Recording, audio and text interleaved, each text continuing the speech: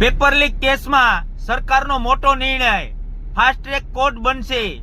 PM બોલ્યા, દોષિતોને નહીં બક્ષીએ.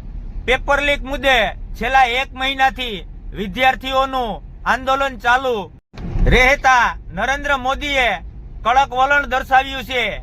તેણે એક્સ પર લખ્યું કે યુવાનોના ભવિષ્ય સાથે છેડા કરનાર કોઈ પણને બક્ષવામાં નહીં આવે. તો અત્યારે સાહેબશ્રીને ખબર પડી છે કે હવે પાણી સરથી ઉપર વયું ગયું છે, તો હવે બધાય મોટા મોટા બયાન દેવા માંડ્યા. અત્યાર સુધી વિદ્યાર્થીઓને હેરાન કરતા હતા, મારતા હતા, હાથ પગ તોડી નાખ્યા, માથા ફોડી નાખ્યા.